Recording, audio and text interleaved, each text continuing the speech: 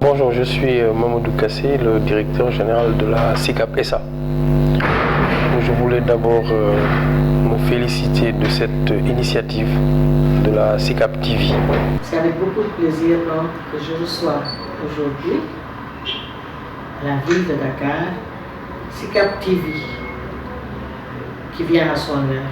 Nous avons un SICAP TV, de télévision, de site. La CMI encourage SICAP TV pour cette initiative heureuse et une initiative de communication de proximité.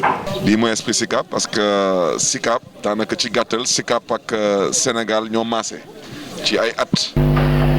Parce que effectivement la SICAP est un label et que dans tous les domaines normalement ce label qui a survécu au temps peut générer effectivement différentes activités autour de SICAP SA ou de SICAP tout court. Pour rappel, je crois que ces 4 communes sont presque issues de l'ancienne SICAP qui existait avant les indépendances. SICAP TV, qui est vraiment un espace, je dirais, d'échange pour tous, mais également aussi un espace de l'exercice vraiment de la citoyenneté active à travers toutes les émissions que la SICAP TV propose. SICAP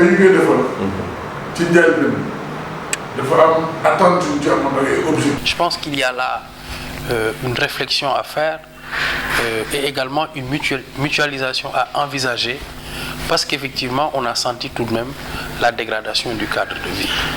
Et je pense que cette télévision sera un lien entre ces 4 communes pour une intercommunalité. Globalement, les SICAPois, on est tous unis. C'est un quartier multiracial.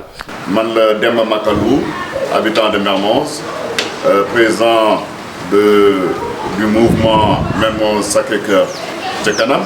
J'espère que cette télévision sera le porte-parole des populations de ces 4 communes. Pour lancer un appel à l'ensemble des SICAPois pour que vraiment tout le monde puisse soutenir, tout le monde puisse accompagner cette nouvelle dynamique.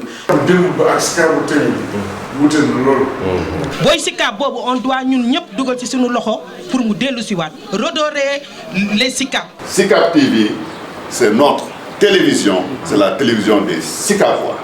Regroupera 4 communes, Dieuppeul-Derklé, Mermoz Sacré-Cœur, Liberté et Fann Point Amitié. Pour vous lancer, n'est-ce pas, donc l'arrivée dans les meilleurs jours de SICAP TV. Pour SICAP, on a réglé les problèmes, problème tali, problème sécurité, problème environnement. On a gagné SICAP TV. Et c'est un quartier de partage, de brassage, de beaucoup d'ethnies, de beaucoup de cultures, de beaucoup de religions. Parce que SICAP dafa am nu mu mëne ku dëkk SICAP boo génnee xam nañu kii SICAP lañ dëkk bokk nuróowul ak keneen ku dëkk feneen. SICAP dafa am nuñ ko cërale woon mu amoon nu mu mel am nuñ doon toogee donc tey am na yoo xam ne ñun waruñu toog di ko nangu ba SICAP di mel noonu ba tey ñu ñuy relégué au second plan on doit être au devant de tous les quartiers. am ci mbégte parce que lii mooy esprit SICAP. tey nag am naa mbégte lool ñu ma recevoir fii maire Dakar SICAP TV.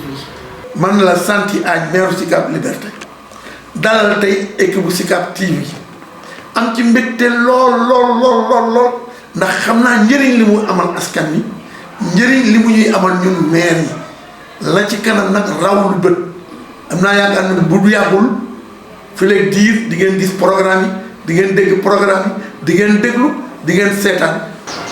ngeen suivre SICAP TV qui est donc une télé communale, une télé des SICAP, une télé qui rassemble l'ensemble des SICAPois, une télé qui est là pour parler des problèmes des SICAP.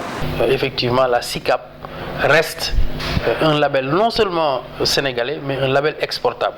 Et l'intérêt pour nous en tant que collectivité locale aussi, c'est de permettre justement de divulguer, n'est-ce pas, les informations, les activités que nous menons pour le développement économique et social de la commune de Mermoz Sacré-Cœur. Je viens participer à cet événement avec SICAP TV. Beaucoup de soo ko yëgee rek bon ca moom ngeen di def nii li ngeen def nii bu leen nga xeeb. salaamaaleykum mbokki internet yi tey nag ñu ngi fi nga xamante ni moom mooy rue 11 angle Corniche. gars yi ñu dem abonné bu ñu abonné ñu bës cloche bi xam nga pour lépp loo xamante ni Sicap TV dugal na ko ñu mun si jot. xanaa kontaan ci ñoom seen liggéey rafet ndax dama leen di suivre tout le temps. Sicap TV. ñoom suñu jëlee seen ay initiative ba pare amul distinction amul clan amul parparloo. yaakaar que ku mel ni man dinaa ci mën a dugal suma loxo ndax Sicap TV mën a jëm kanam ak tamit mën a doon royukaay dans la sphère médiatique sénégalaise aujourd'hui et je pense que Sicap moom c'est d'abord un esprit. Et cette musique est née dans les Sicap. Le rap sénégalais que je fais est né dans les Sicap. te esprit boobu il faut le cultiver mais surtout il faut le faire vivre et je pense que yéen Sicap TV am ngeen ci benn part de responsabilité.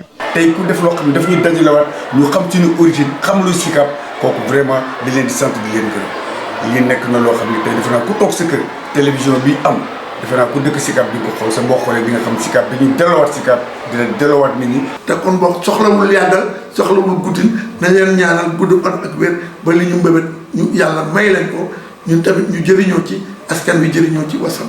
donc képp kuy wax ci Sénégal di woote teranga daanaka teranga boobu man mën naa am sañ-sañ nekk Sicap la fekkee baax parce que fii kenn xamul kuy catholique kuy musulman kenn xamul qui est d'origine étrangère wala qui est un Sénégalais soi-disant local 100% donc lu ci am mbégte lool.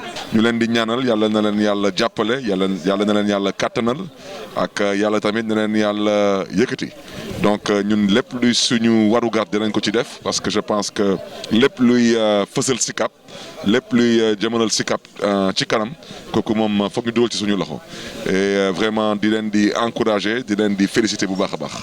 jërë ngeen jëf maa ngi leen di invité yéen ñëpp na ngeen ñëw na ngeen adhéré si Sicap TV suivre Sicap TV di indi seen xalaat parce que soxla nañ ko. Et je le souhaite vraiment bon vent, du courage et à bientôt j'espère. Sicap TV en force. Sicap TV la Sicap en force. Sicap TV biir Sicap ñu ngi koy xaar. waaw waa Sicap TV maa ngi leen di fay. Sicap TV initiative bu bees ñu ngi koy xaar gars yi xaar leen ko. Sicap TV ñu ngi koy xaar kon gars yi xaar leen ko. mais lii moom mooy initiative bi nga xam ne nii moom daf koy encourager.